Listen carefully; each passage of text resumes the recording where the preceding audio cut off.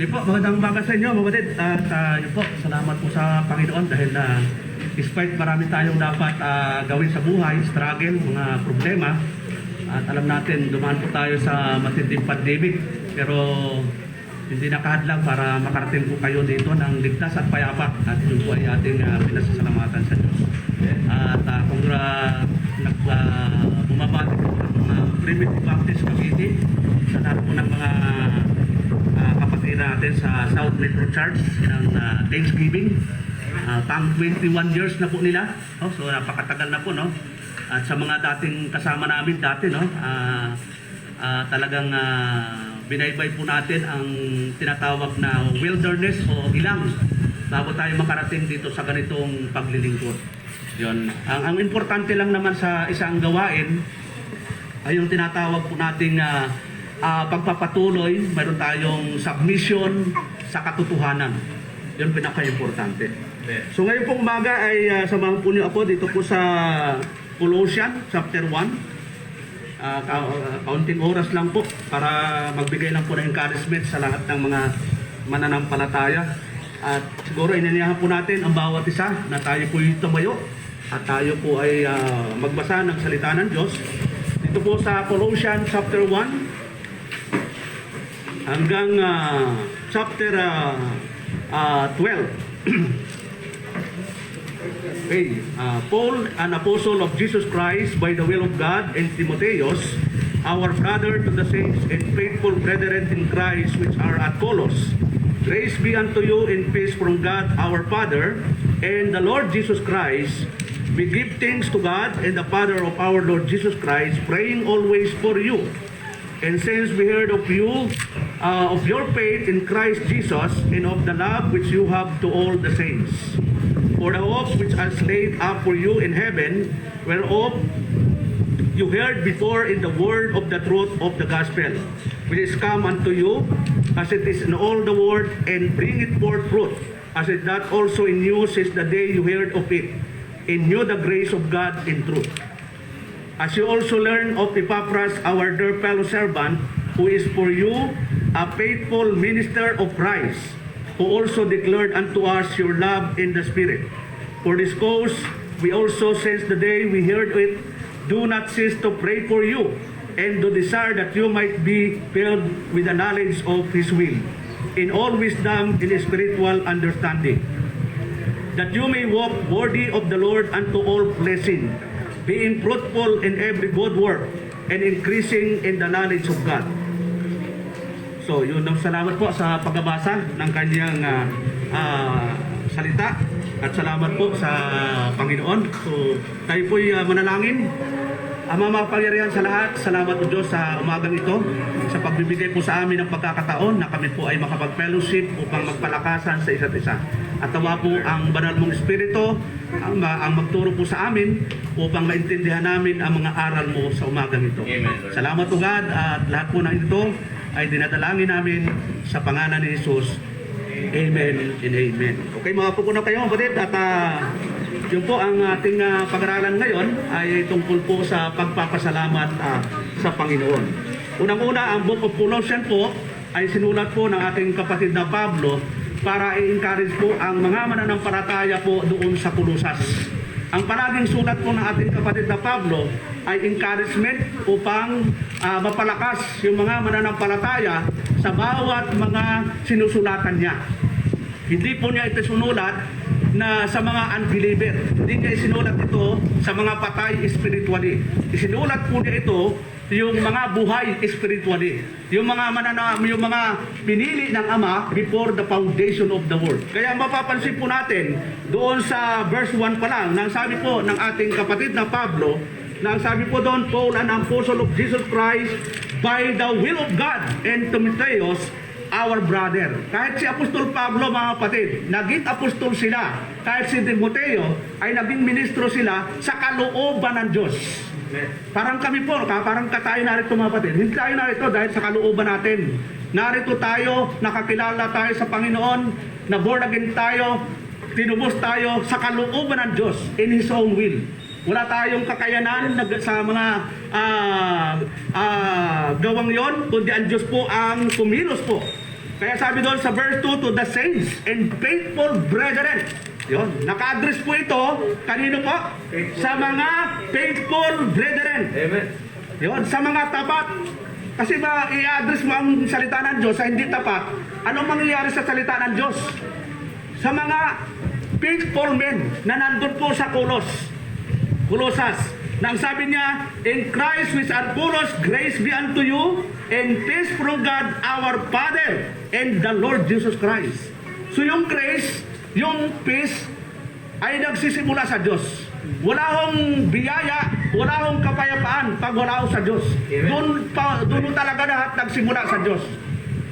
Wala ho tayong kapayapaan sa mundong ito. Pero kung tayo po ay nasa Diyos, nandun na po, dahil one of the fruit of the Holy Spirit is peace, kapayapaan.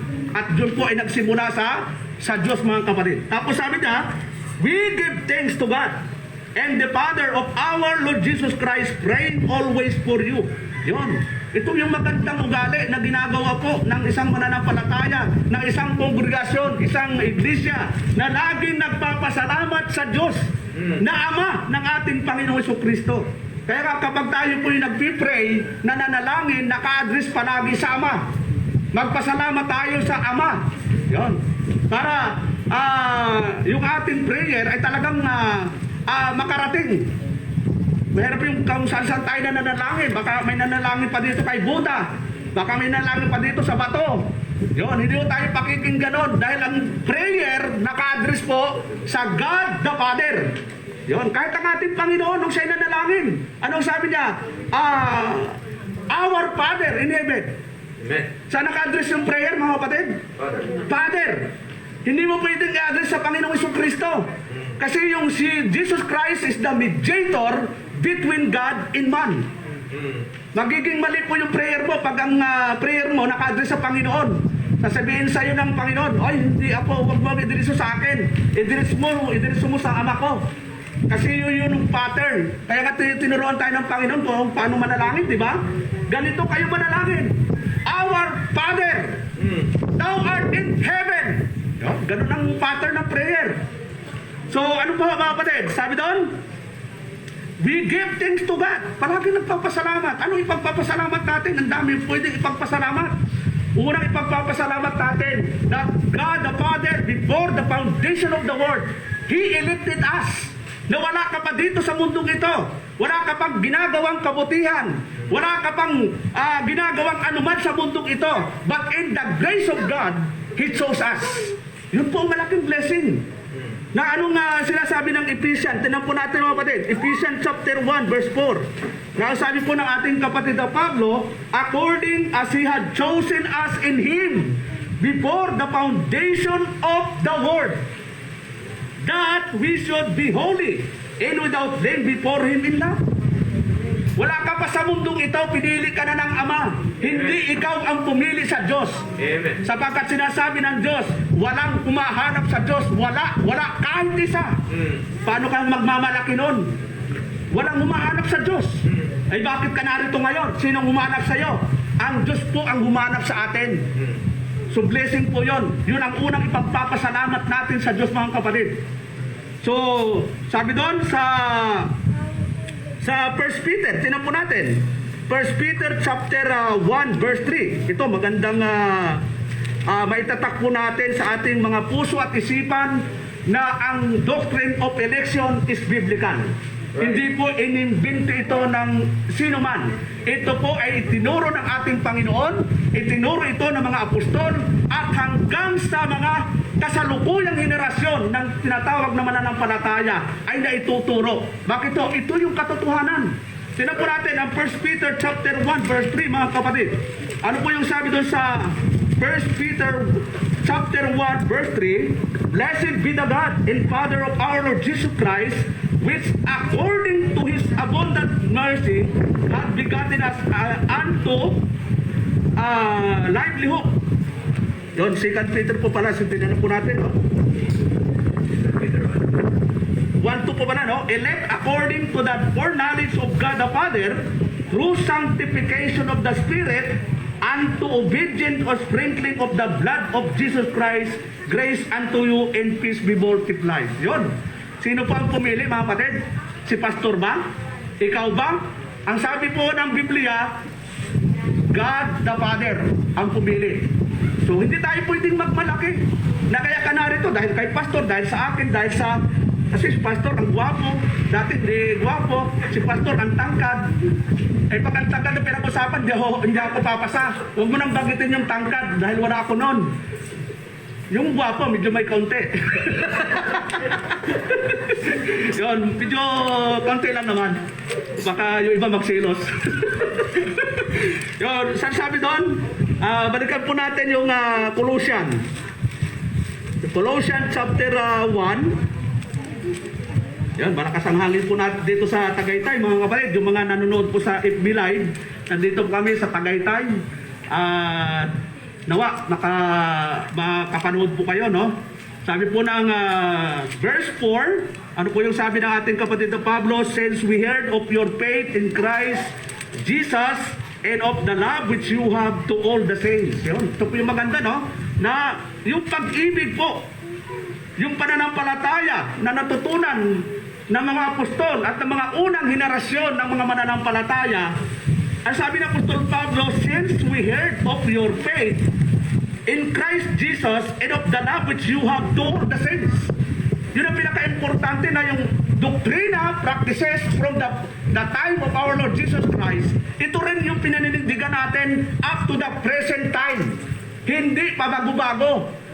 Mahirap yung doktrina mo pabago-bago. Ano ba talaga ang posisyon mo? Dapat ang posisyon mo ay mula sa panahon ng ating Panginoon Jesucristo, sa panahon ng apostol, hanggang sa ngayon, ito yung posisyon mo, ito yung doktrina mo, ito yung practices mo. Na hindi nung, alam mo, ang paniniwala ko noon, si Kristo ay hindi tao. Pero ngayon, ang paniniwala ko, si Kristo ay Superman na. Ganun mo yun, nagbago ulit. Ano ba talaga ang tayo mo ngayon?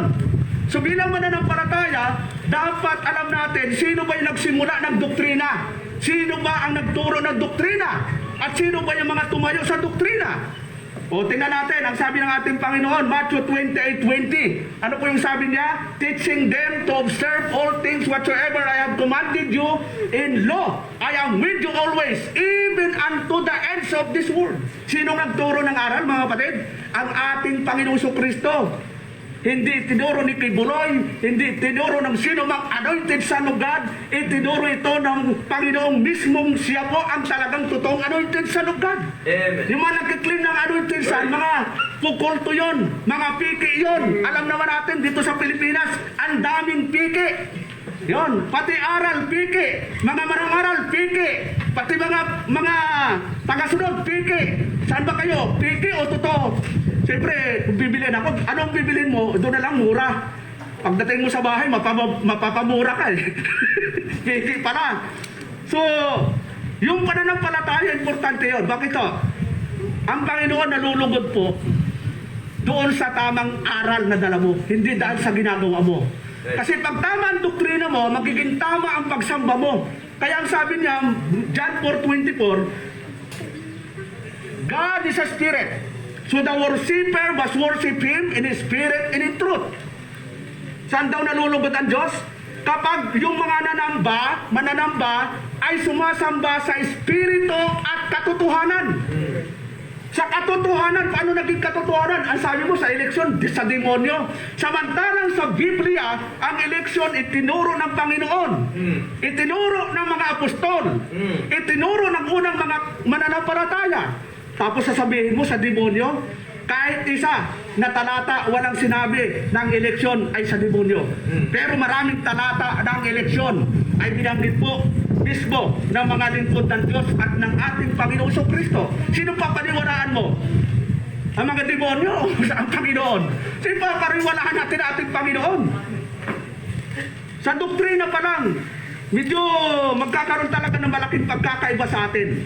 Kaya sabi doon sa ng ating Panginoon, for the hope which is laid up for you in heaven, whereof you heard before in the word of the truth of the gospel. Yun, ang totoong pag-asa natin ay nasa langit. nandito, di ba? Nung pandemic tayo, di ba? Ano hong naramdaman nyo nung unang sinabi? Lockdown dito, lockdown doon. Minsan, lalabas ka lang ng subdivision, anong gagawin mo sa labas? Lahat ng checkpoint. Sir, surrender na po ako. Minsan, ganun ho sa mga subdivision dati. Dati sa amin, nag-iintay kami ng mga ayuda. Minsan may mga kapitbahay, naglalabas ng upuan. Lalabas din yung kapit, yung pala magpapahiga lang. Dahil nag-iintay ng ayuda. So, ang hirap ng buhay during the time ng first lockdown natin. Amen. Pero yung mga anak ng Diyos na umaasa sa Diyos, hindi nagpabaya ang Diyos, mga kapatid. Ay ako nga, yung aking extra income dati, nagsarado na yung, wala na.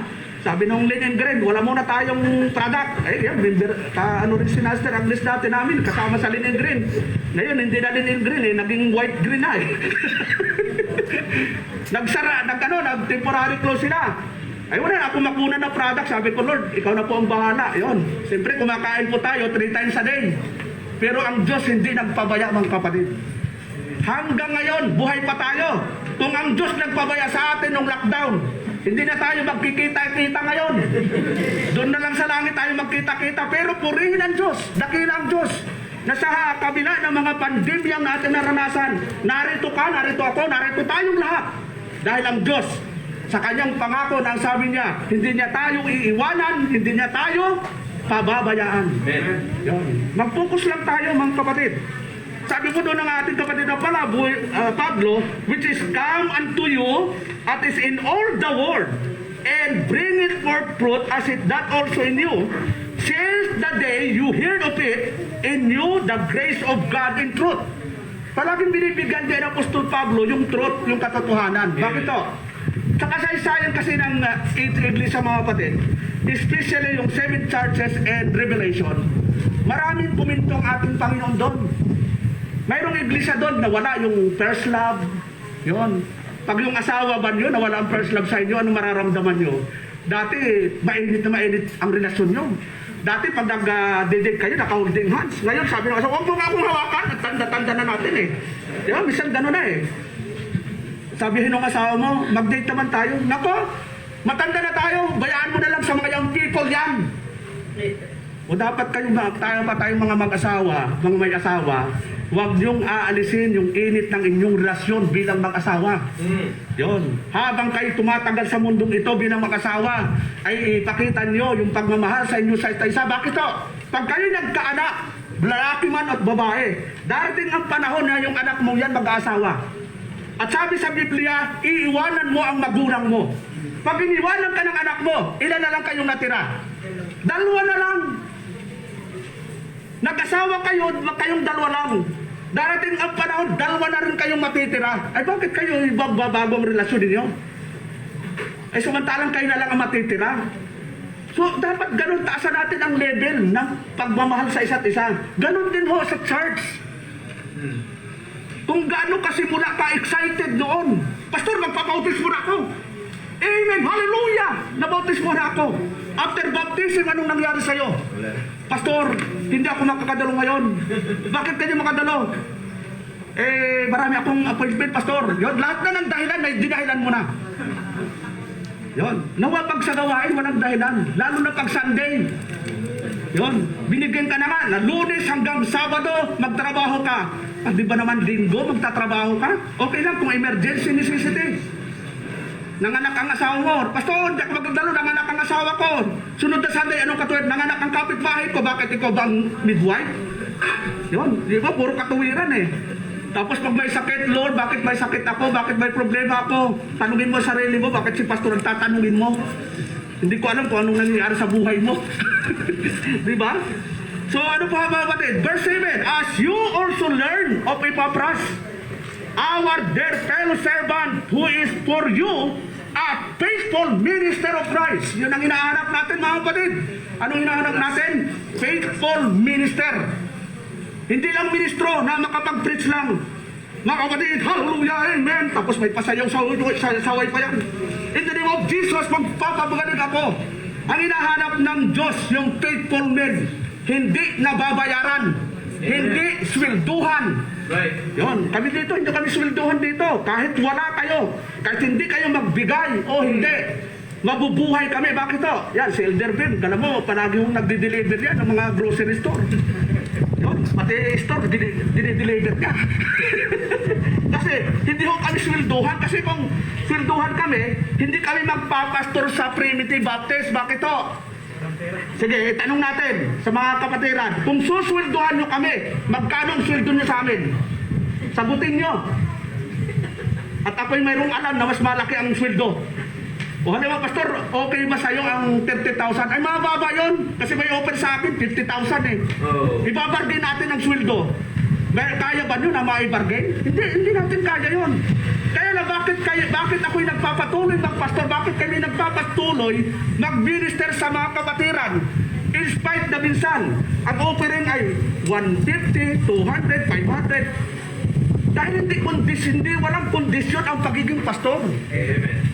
Hindi natin i-condition, Lord, pag ako'y nagpastor ba sa Primitive Baptist Cavite, ano ang aking mapapala? Ano ang material na mapapala ko dito? Kasi yung iba mayroong kondisyon eh. Magpapastor ako sa Kabanatuan pag may 10 libro na faithful giver. Ay kung puro professional yun. At talagang buhay ang pastor. Pero hindi mo tayo ganon.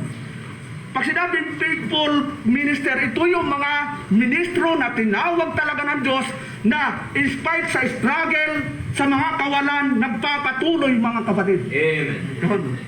Right. At ako, naranas ko yan mga kapatid. Yung hirap. Yun, lahat na yata ng hirap, naranasan ko eh. Talagang, sabi ko, pag hirap na itong pandemic, parang wala na sa akin eh. Kasi, ang daming hirap na naranasan ko, yung pandemic, wala na yan. Maganda pala mga kapatid, na naranasan mo na ang tinding hirap. Kasi pag may dumating pang hirap, relax ka na, baliwala na eh. Naku, wala yan. Appetizer na lang ang hirap eh. Pero pag first time mong maghirap, naku, ano na kaya? Pandemic na, wala na akong makain. Wala, panik-panik na eh. Pero ako, hindi ako nagpapanik. Sa biyaya ng Diyos, maya-maya may dumarating na blessing. Bakit to? Eh, ano ng Diyos mga kapatid? Basta magpatuloy lang tayo. Amen. Magpatuloy lang tayo maglingkod. Minsan, may dumarating, isang kabang bigas. Yun, minsan kalahati, minsan mga grocery. Saan nanggagaling kaya ito? Pastor, padala po. Yun, kung saan nanggagaling. Left inside. Harap, likod, may dumarating.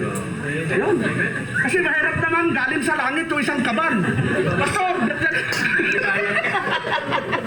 kumbaga, na left and right, front, ay, doon lang. Pero kung aasahan mo galing langit, ay hindi mo masasalo yun.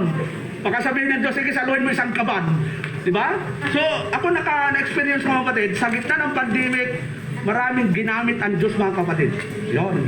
Talagang ano, at yun, mga kapatiran namin sa Cavite, salamat po. Yun. At kami po, nagtulong-tulong dun sa mga kapatirang wala talaga. At hindi naman kami nag-initiate na magpulong tayo, magbigay. May mga kapatiran talaga nag-initiate. Hindi ko na po babanggitin, glory to God. At naway lalong pagpalain.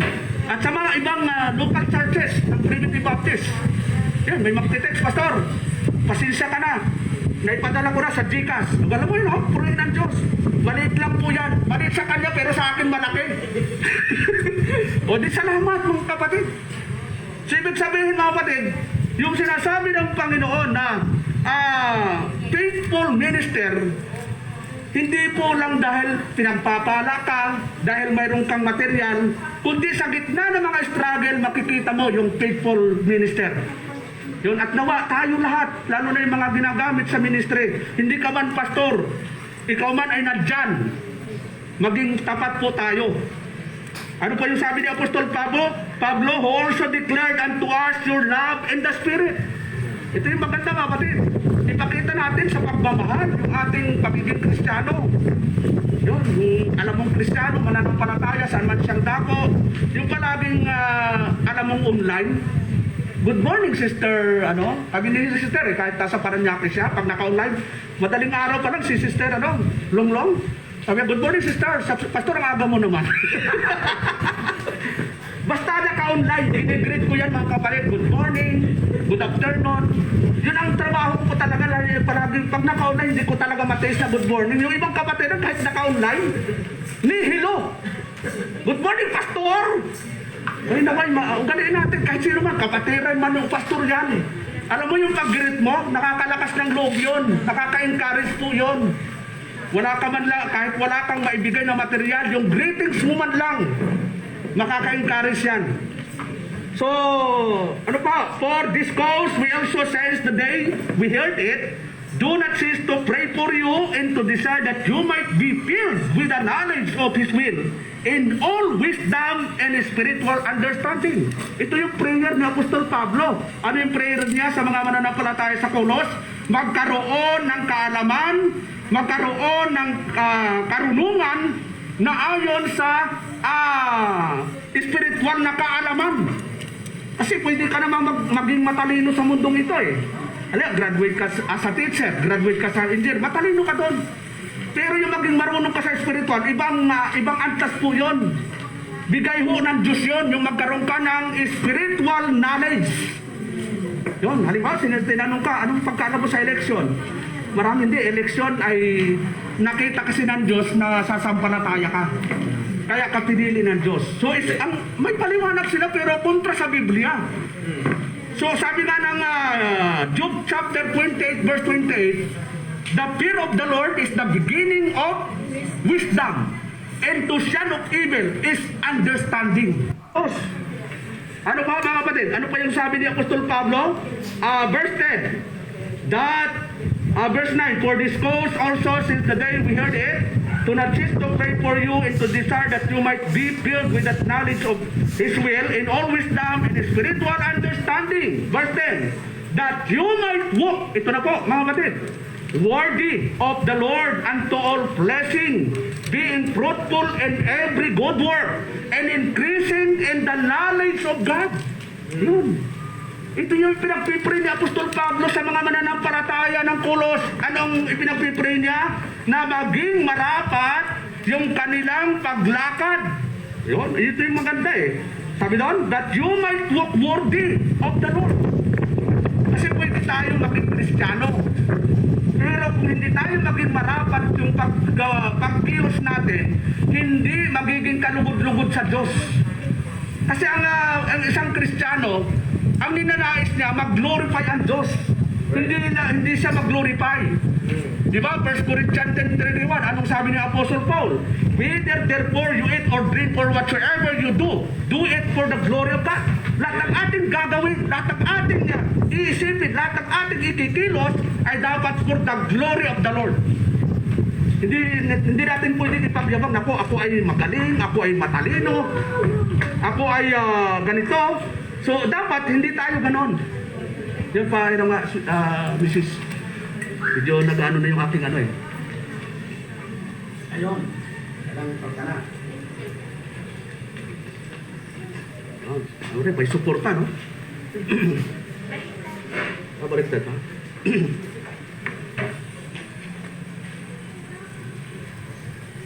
Ayun po. Mahirap pong mag-bus, no? Ano sa hinahabol mo yung hinga mo. Pero kailangan lang. Okay ba? Walang mask? Nahabol yung natin. Okay po, so okay naman, medyo na. So, yun, matatapos na po tayo. Sabi ng Colossians chapter 1 verse 10, that you might walk worthy of the Lord unto all blessing, being fruitful in every good work. Being fruitful. Yun. Kailangan natin maging mabunga sa pagiging Kristiyano. Yun. Kasi yun ang talagang gusto ng Diyos, maging mabunga. Kahit yung mga apostol, nung inordain sila as an apostle, ito yung sabi ng Panginoon sa John 15:16. Gusto ng Diyos maging mabunga. Ano yung sabi niya sa John chapter 15? Verse 16. Tingnan po natin yung sabi ng ating Panginoong Kristo. You have not chosen me, but I have chosen you and ordained you that you should go and bring forth fruit, and that your fruit should remain, that whatsoever you do, whatsoever you ask, you shall ask of the Father in my name, He may give it you. Yon.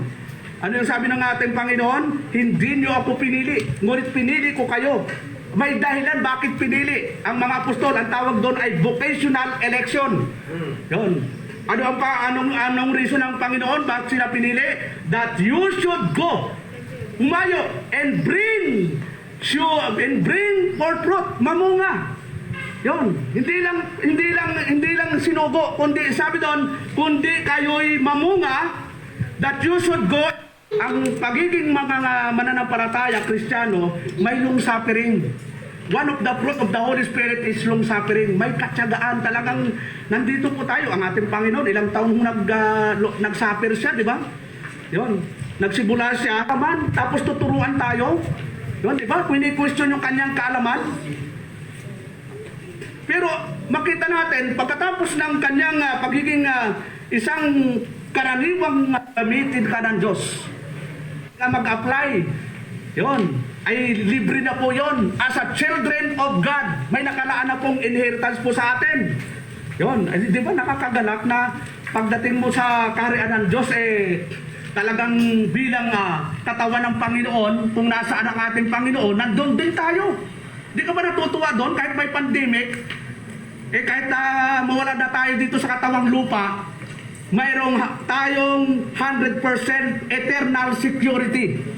Yon, hindi lang security, eternal security.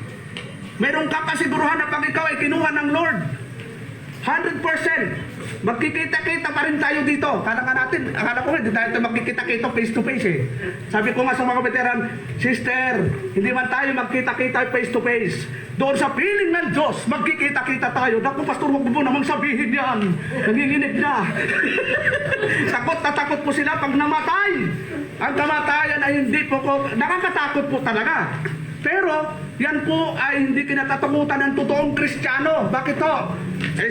Sabi ni Apostol Pablo ay yung katawang lupa, mamatay ka man Di ba? Mayroon namang pupuntahan yan yung ating kaluluwa.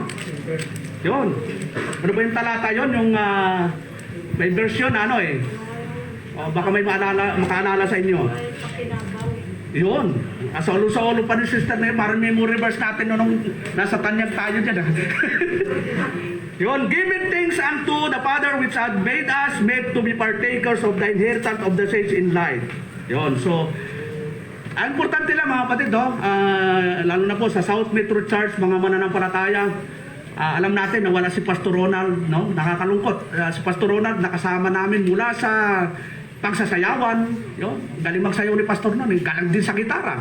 Yun, kaya ginaligan ko rin, si Pastor magaling ako rin yung pagsayaw. Magaling din sa gitara, nag-practice din ako. Hindi naman sinasabing idol ko si Pastor, pero siyempre, parang yun ang mentor parang nagagaya mo rin. Pero yung tinatawag pong katsagaan ng ating mahal na pastor, si Pastor Ronald, nakita natin, no? At yung witness ng mga kapatiran sa South Metro Church. At ang Metro Church, di ba, nagkaroon na po ng Cavite, Cabanatuan, mayroon na po tayong Cagayan, Isabela, at sa darating pong Wednesday, maglalakbay po kami ng ating kapatid Elder Bim, kasama si Elder Agnes, magiging Pentecostal na tayo, no? Ang kanyang pinakamamahal na asawa, no? Yun po ay bahagi ng ating tinatawag na yung gawain hindi dapat natitigil lang sa isang lukan. Yun. Kasi iba, dito lang kami sa apat na sulok ng iglesia. Kung hindi dapat ganun mga kapatid. Kung may oportunidad na makapagbukas tayo at gamitin tayo ng Diyos, yun po ay isa pong kaluwalhatian sa Diyos mga kapatid. Yun. Salamat po mga kapatid at tayo po'y manalangin. Salamat o Diyos sa umagang ito. At salamat o Diyos sa mga salita mo na nagbigay po sa amin ng encouragement na maging marapat sa paglilingkod mo. At lagi kaming magpasalamat sa lahat ng mga bagay na aming natatanggap. Ito man po ay mali, ito malaki. Romel, at bago ko patawagin ang